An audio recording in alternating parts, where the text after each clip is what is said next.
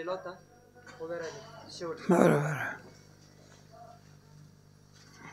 वही गुब्बारा सूरत है ना।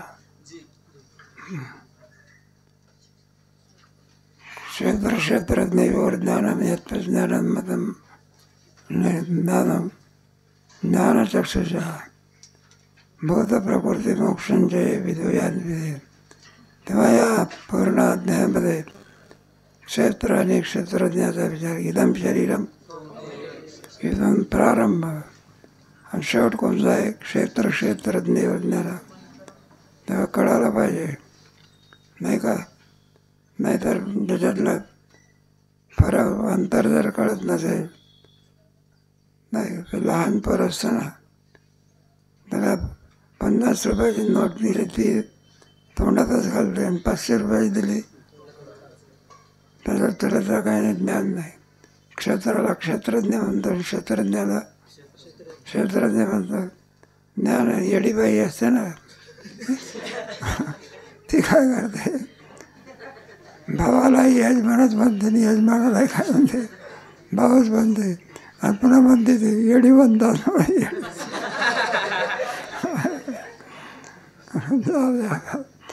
संपला आपला. म्हणून क्षेत्र क्षेत्रज्ञ शब्दतत्वज्ञ सारज्ञ देखणी त्याची प्रज्ञा. क्षेत्र क्षेत्रज्ञ पाडवते. शब्दतत्व सारज्ञ शब्दामधले मरण बदलणारे अर्जुना. शुद्ध बुद्धी कोणाला म्हणतात, बुद्धिमान बुद्धी कोणाला म्हणतात, जे बरोबर परमात्मा स्वरूपाला निवाडाला वगैरे जाणते त्याला देखणी असं म्हणतात. एखाद्या माणसाला म्हणतो हा मनुष्य सामान्य नाही, देखणा आहे. देखणा म्हणजे बरं का, चेहऱ्यावरून देखणा याला महत्त्व आहे. त्याला काय काय एखादी सिनेमातली नटीसुद्धा रंगरंगोटी करून सुंदर दिसते, त्याला महत्त्व आहे का. सर्व लोकांना फसवते. अलीकडच्या सगळ्यात कॉलेजच्या तरुणाला फसवते. एका ठिकाणी आम्ही बोलावला होतो, त्याचा पोराचा वाढदिवसाचा काही दिवस, श्रीमंत मनुष्य, 2-3 पंप. मग आम्ही गेलो तिथे, एक्स्ट्रा होता तिथे, काय होता डिजिटल म्हणते ना त्याला. आणि तिथे एक नटी बोलावली होती बा सिनेमामध्ये आणि एक कलाकार बोलावला. आम्हाला वाटलं नटी कशाला बोलावली, कलाकार कशाला बोलावला. तो कलाकार आला बघा. त्याने काही नाही 10 मिनटं 5 मिनटं अनेक पक्षाचे बोलत आवाज काढून दाखवले बरं. आणि एक नटी बोलावली होती. आम्हाला वाटलं इथं काय काम आहे नटीचं, कोणाला माहिती, कोणाच माहिती. तिने काही नाही स्टेजवरती 2-3 चक्र मारले की विमानाचं तिकीट, पुन्हा कोणाचं तिकीट, विमानाचं. आणि ते काय वारकरी आहे का 50 रुपयावर यायला 5 लाखाशिवाय काय नाही बात नाही. मी कशाकरता सांगितलं तेव्हा आहे का, तिने लोक भुलवले, पण कशावर भुलवले, चेहऱ्यावर भरवले. काय भरवले, त्याला महत्त्व नाही. मग महत्त्व कशाला, देखणी त्याची बुद्धिमान असावा का, त्याला महत्त्व आहे. नुसतं याला फारसं काही महत्त्व नाही. बुद्धिमान मनुष्य म्हणत देखणी त्याची प्रज्ञा, जी बरोबर निवाड जाणते. काय जाणते, बरोबर. हे पहिलं जळ आणि एक आहे मग माया, हे खरं पाणी आहे. अशी जाणणारी जी बुद्धी असते. अर्जुनाची सामान्य बुद्धी आहे का देखणी बुद्धी आहे, देखणी बुद्धी आहे. बरोबर क्षेत्राला क्षेत्र म्हणते, क्षेत्रज्ञाला काय म्हणते, क्षेत्रज्ञ म्हणते. अपान देखे दोहीचे अंतर देखावया चतुर. या दोहोचा अंतर पाहण्याकरता लोक किती प्रयत्न करतात, त्याची यादी दिली बघायला. ज्ञानी याचे द्वार आराधिते. ज्ञान सहजासहजी मिळत असते का काहीतरी मोठ्या महापुरुषाच्या सहवासामध्ये बरोबर आयुष्य घालवावं लागतं.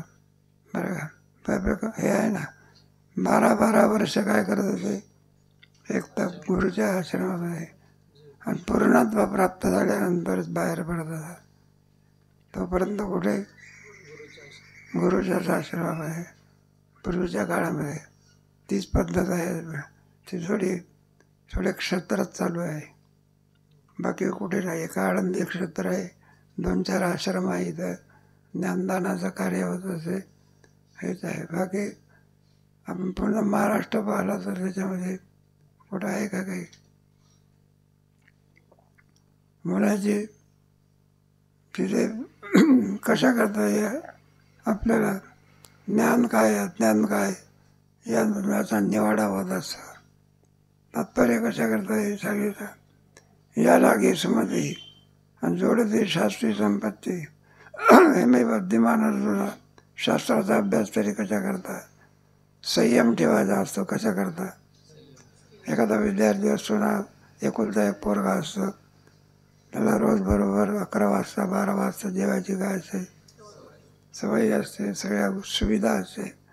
आणि आळंदीला ठेवल्यानंतर ते पण वारकरी शिक्षण संस्थेत ठेवल्यानंतर मग काय विचारतो बा. 11 वाजले तरी असं पाहतो, मधोकरी 2 वाजता येत असे. संयम ठेवावा लागतो. काय ठेवावा लागतो संयम आहे ना.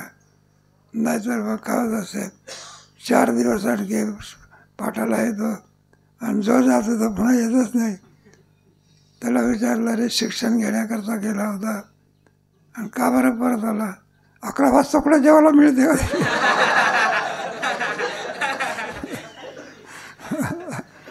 बरं घरी घेऊन बस 11 वाजता. माझं डोकं म्हणजे टोपी ठेवण्याचं ठिकाण.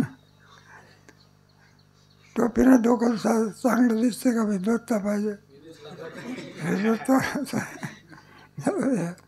दृष्टांत ना. योगाची आकाशा वडगे एवढा दिवसा योग तरी कशा करता करायचा असतो. आणि याची आशा 15 शिवाय एक आशा एवढ्या करताच असते. शरीरादी समस्त मानित्वादी शृण्वत आणि जीवे संताचे होत वाहन. शरीरादी समस्त आहे का. एखाद्याला विचारलं म्हणलं बा एकादशी व्रत आहे, पुण्य उत्पन्न होत असते आपल्या वारकरी संप्रदायामध्ये. आणि या व्रताला फार एकादशी व्रत जाणा वैकुंठीचा पंथ असं म्हणाले. वैकुंठाला जाण्याचा मार्ग आहे म्हणून एकादशी व्रत केलं पाहिजे. तर म्हणलं वा एवढं मोठं चांगलं शरीर दिवसभर उपवास ठेवायचं. घ्या काय तुझा जीव आणि शरीराच्या विषयी हे काय तात्पर्य. काही एक दिवस नाही का मी त्याला सांगावं लागत असे काही काय काळजी करू नको. अन्न खाण्याच्या ऐवजी फराळ खा. किती जितकं अन्न खातो ना दिवस त्याच्यात डबल फराळ खा. दिवसभर चरपण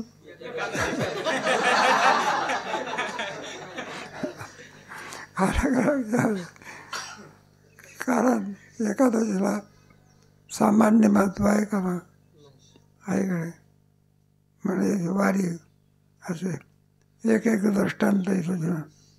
मग शरीरादी समस्त मानतादी पण शरीराला किंमत देत नाही. जीवे संताचे होत वाहनधार बरं का. संत चरणीच्या पादुकान धरा एका पाय धरतील यात काय मोठं आहे पण डोक्यावरती चपला घेत असतात. म्हणतात जवे संताचे होत वाहनधार. ऐशी परी करून याच मुजरी बरोबरी आणि करून या अंतरी. हे सगळं कशा करतात आपला उद्धार व्हावा म्हणून. उद्धार कशाने होत असतो बरं का. बिल्डिंग बांधल्याने उद्धार मग कशाने होत असतो. तद्दित प्रणिपात मग सगळं घरचं ऐश्वर्य सोडून देत असतात. आणि तुम्ही सगळ्या उपनिषदातल्या कथा वाचा बरं का. गुरुजी काय तिथं काय लिंबाजीचा आश्रम असला लिंबाचा रस काय करतात, त्याला अगोदर देतात, त्याची परीक्षा करतात. मग सगळ्या सुविधा घरी आहे, त्या सगळ्या सुविधा असो अथवा नसो, ज्ञानोबराच्या पालखीसोबत का सुविधा असतात का? जिथे जागा असेल तिथे झोपायचं. मी कशा करता आपला उद्धार व्हावा म्हणून क्षेत्रज्ञाचे ज्ञान देखत दिसाचे उन्मेष पेयाचे वळ, असं ज्ञान ज्याच्याजवळ आहे. ज्ञानेश्वर महाराज म्हणतात त्याला मी आरतीने काय करू वळ. महाभूतादी की प्रभिदिली अनेकी पसरली अशी लटकी प्रकृती है. महाभूतादी देखील प्रभेदिली अनेकी लटके प्रकृती हे पंचमहाभूत हे कोणाचे आहे सगळे? आत्म्याच्या ठिकाणी आहे का काहीतरी? तो परमार्थ संस्थेमध्ये हे सगळं जगत दिसतं. हे जगतरूपी कार्य कोणाचं आहे? प्रकृती. प्रकृती काढली तर हा बाबा काय आहे? मग एकटाच आहे. सगळे शोक नलिका नाही न लागत लागली आहे, जैसे तैसे ठेवायचे आहे. शोक नलिका नाही. एक पारधी असतो ना, पक्षी धरत असतो. पक्षी म्हणजे उडणारा आहे, आकाशात उडणारा फरक. त्याला धरणं म्हणजे काय सामान्य आहे? ते काय झाडाचा आंबा तोडायचा आहे का? उडणारा पक्षी आहे. मग त्याला धरायचा कसा? मग ते मोठे हुशार असतात पारधी लोक. मग एक यंत्र असतं, त्याला असं एक हे असते बघा, खाली फळं ठेवतात. काय ठेवतात? आणि आकाशात उडणारा पोपट बरं का राघव, आणि तो फळाचा भोगता आहे. कशाचा? पानाचा नाही, कशाचा आहे? आणि शेळी आणि बरोबर असं पिकलेलं फळ पाहिलं की वरून येतो झाड. बगळा सुद्धा कशाचा भोगता आहे नाही सांगता येत. नदीमध्ये मासे असतात ना, त्याचा आकाशातून येतो. आणि पक्षीसुद्धा कुठून येतो? त्या फळावर येतो बघा, त्याला खाली फळं दिसतात. मग तो काय करतो? ते फळं खाण्याकरता आलेलं आहे. एकदम फळावर बसत नाही, नलिकेवर बसा. आणि ते त्याच्या भारत नलिका काय अशी आहे. आणि त्याला सगळं आकाश दिसते. काय दिसते? आणि त्याला असं वाटतं नलिका सोडून दिली तर मी मरून जाईल. आणि मग काय करतो? तो पारधी जो असतो ना, त्याचं काम संपलं. आणि तो बरोबर येतो बघा, आणि त्या पोपटाला असा ओढतो तरी सोडत नाही बघा. किती ओढा तरी काय करत नाही, अर्धा तुटून जातो. त्याला शोक नलिका नाही. मग तसेच विषय ओढी भरले आता याची करेल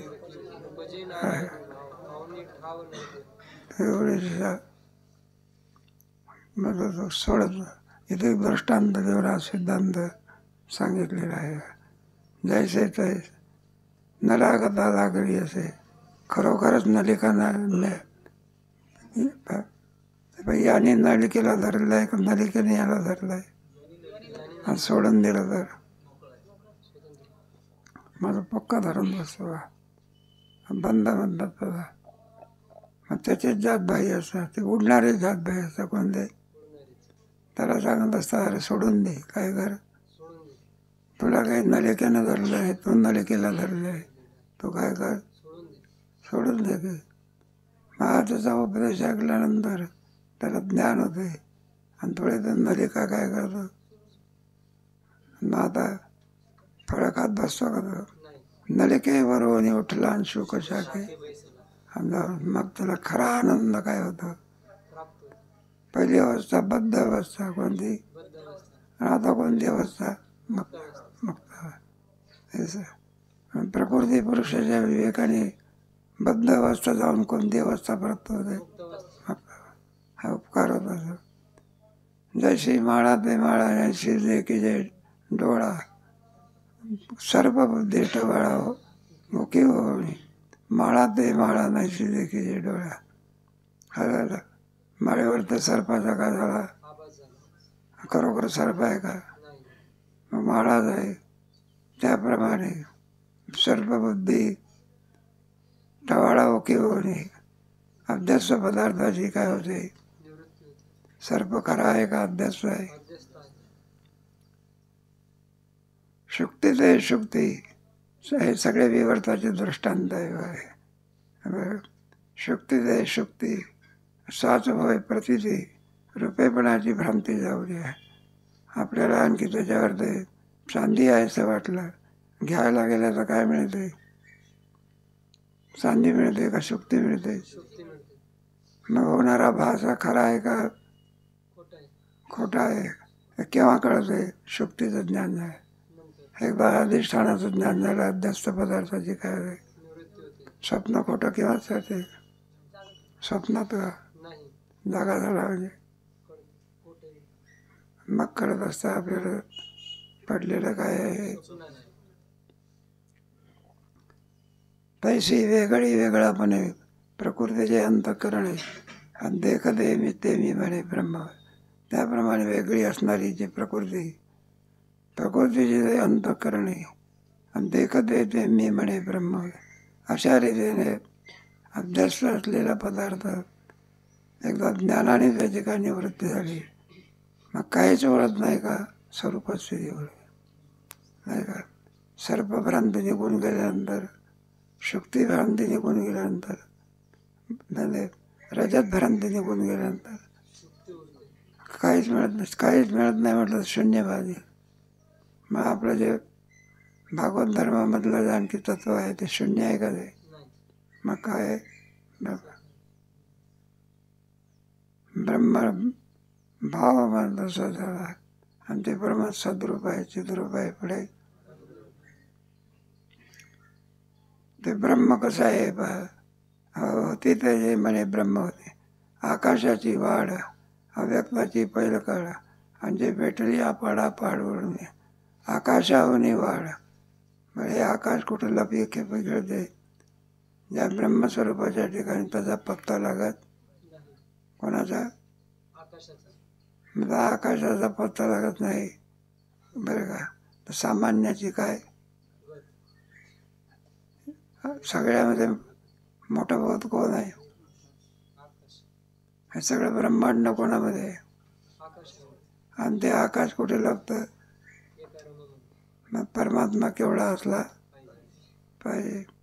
अव्यक्ताची पहिलं काळ अव्यक्त शब्द आहे. अव्यक्तादीनी भूतानी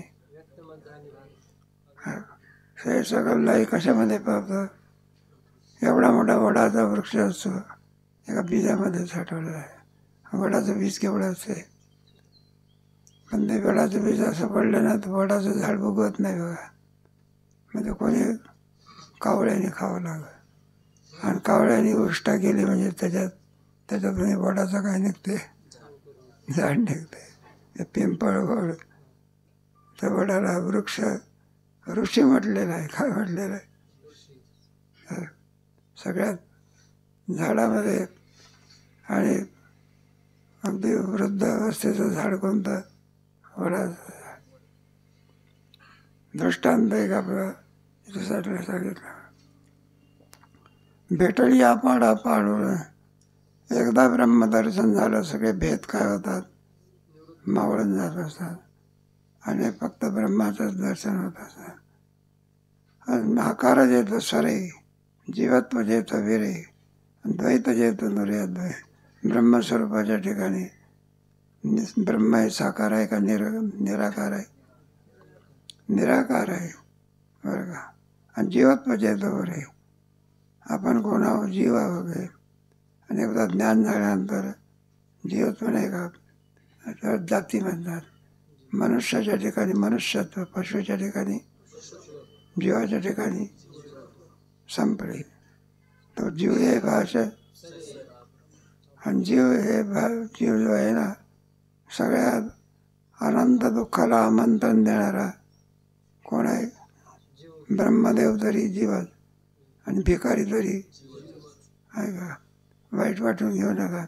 नरेंद्र मोदी तरी जीवच. घाटावरचा भिकारी सुद्धा काय जीवच आहे. काय झालं? काही मुक्त अवस्था प्राप्त आहे का? म्हणजे दृष्टांत इथे जीवत्व जेतो द्वैत जेतो नुरे अद्वय. जसे आपण धोंडाळून जरी बघायला लागलो तरी द्वैतपणा कुठूनही दिसून येत. ते परमतत्व पाडता संपलं. हे जे तत्व आहे ना, या तत्वाचा विचार केल्यानंतर पृथ्वी, आप, तेज, वायू, आकाश, अव्यक्त आणि शेवटी अंतिम कोणचं? ब्रह्म. परमतत्व पाडता होती ते सर्वथा, म्हणजे आत्मा अनात्मा व्यवस्था राहणार. ज्याला आणखी आत्मा काय अनात्मा काय याचं ज्ञान होत असते. निवड करणं असं आहे. निवड करण्याची शक्ती फक्त राजहंसातच आहे. राजहंस खेरीज करून कोणत्याही पक्षामध्ये निवड करण्याची काय नाही. उंच राजहंसही उडत असतो, बगळाही उंच उडत असतो. पण दूध आणि पाणी ह्याच्यातलं पाणी पाणी टाकून देऊन दूध ग्रहण करण्याची शक्ती कोणात नाही, बगळ्यात नाही. बगळा जाऊन कुठं बसला, एखाद्या देवळाच्या शिखरावर जाऊन बसला. राजहंस खाली जरी बसला, शिखरावर बसला म्हणून काही बगळा राजहंस होत नाही, आणि खाली राजहंस बसला म्हणून तो काही बगळा होत. ज्याचा वैभव त्याच्या असा आलेला आहे. बरोबर. आत्मा नात्मव्यवस्था राजहंस ऐसा आजी आगवा श्रीकृष्ण दया पांडवा आणि उगाणा दिला जीवा. अशा रीतीने आत्मानात्म विवेक भगवान श्रीकृष्णाने अर्जुनाला काय केला? दिला. उगाणा दिला जीवा जीवाची आहे. अर्जुनाच्या विषयी भगवंताच्या मनामध्ये किती प्रेम होतं. तुम्ही ज्ञानेश्वरी वाचा, ठिकठिकाणी अर्जुनाकरता विकला गेलेला परमात्मा आहे. त्याला जीवाचा जीवाचा जीवेची या जीवान प्रेम भाव तुझं वाचून केशवा अनुदावळे.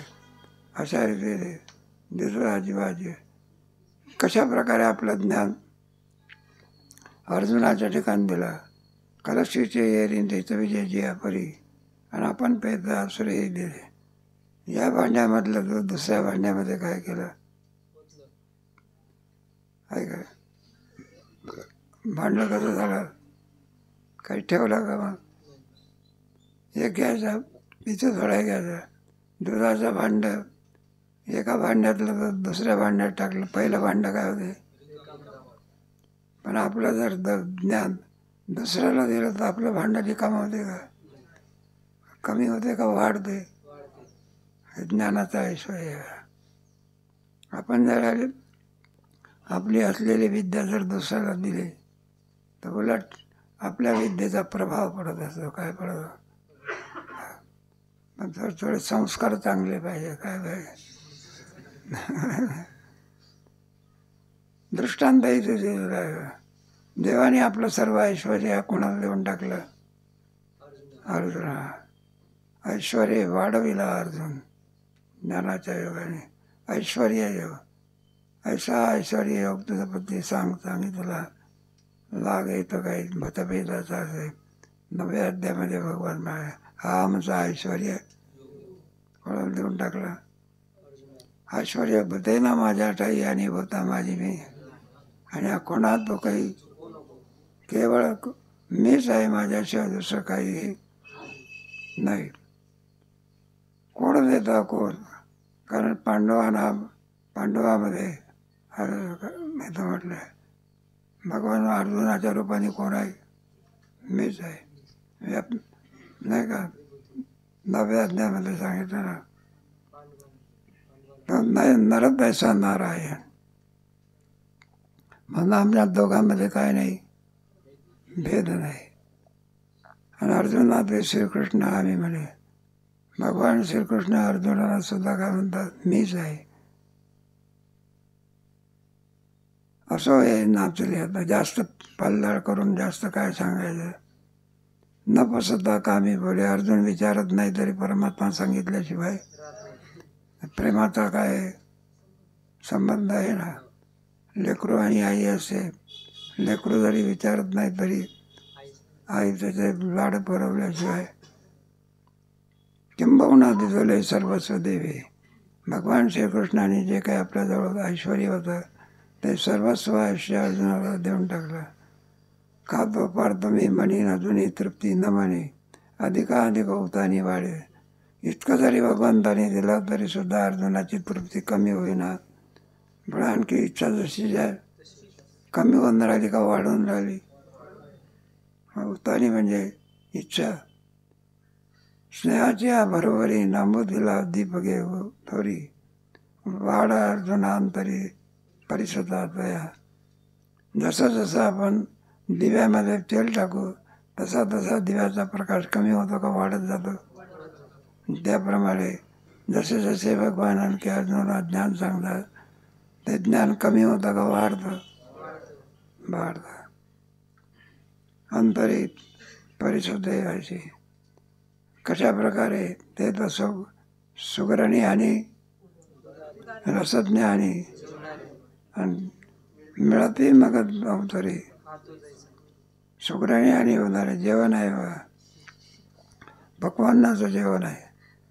मग बाईने आणि जे काही पदार्थ केले तर अमृताला लागेल. सुगरण आहे बाई काय.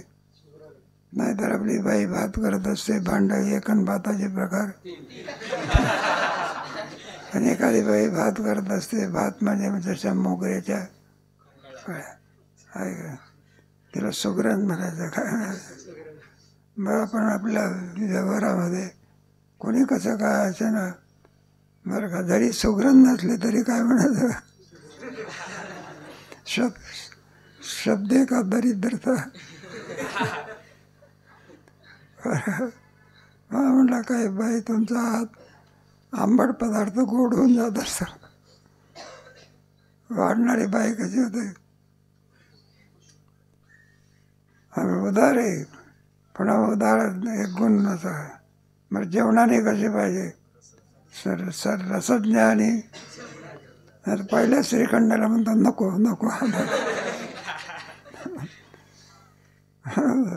रसात चवी चवी घेऊ कला. पाकशास्त्र आहे ना त्याला रसायनशास्त्र म्हणा आहे काय. जसं औषधी तयार होते त्याचा इंग्रजीचा केमिस्ट्री म्हणतात, त्याला रसायनशास्त्र. ते वेळ नाही याच्यामध्ये पाकशास्त्रामध्ये बरं का. म्हाताऱ्या माणसाला सुद्धा तरुण करण्याची काय पाकशास्त्र आहे. पण तसा योगाला पाहिजे काय पाहिजे.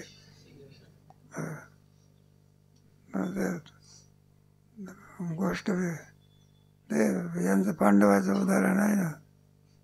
आणि ते होते भीमात पाकशास्त्रात काय होता कृष्णाचा.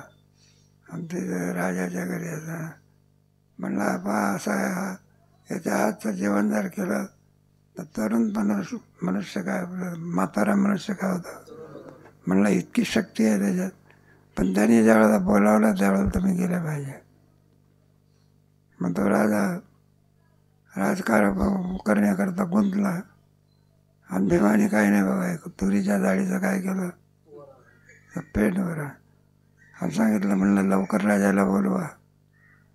ज्याला काय म्हणे त्यांनी पक्वान्न केलेलं आहे ते पदार्थ लवकर सेवन करण्याकरता बोलावला. तर म्हणलं इतका काय थोडा वेळ चालेल की. मग 1 तासाने राजा काय केला. मग याला वाटलं मी ज्या वेळेला मागितलं सांगितलं त्यावेळेला राजेसाहेब काय आले नाही. वेळाने आले तर वर्णाचा पेंड असा खांबावर फेकला. कुठे त्या खांबाला पालवी फुटली का कशाला. मग त्याला विचारलं म्हणतं तुम्ही वेळेवर का आला नाही, केव्हा यायला पाहिजे होतं. म्हटलं असं वेळेवर आल्यानंतर काय होत आहे. म्हणलं बा झाडाला काय वाटते. कोणतं शास्त्र आहे. त्याच्या शास्त्रामध्ये तसं तसं निपुणच आहे. हे शास्त्र आहे ना कोणतंही म्हणा. ते कसं तरी नृत्यसुद्धा काय आहे माहीत आपल्या मंगल कार्यासमोर घोड्याच्या समोर नाचत असतात. काय धांगड धिंगा असं देवाकडे काय एखादा खाली पडते बघा काय. त्या दृष्टांत आपला संपला. अरे लग्नाची वेळ झाली ना, 11 वाजता लग्न आहे ना, मला लग्न करताना जायचं आहे का नाचण्याची हौस फेडण्याकरता. एक एक एक एक दोन तरी. माझा सुगरणबाई आहे, उदारबाई आहे, तिथं काय भगवान उत्तर देऊन सांगतात, तैसे होती तैसे देवा, तया अवधाराची आलोलवा, पाहता व्याख्यान चढले धावा चौघडे.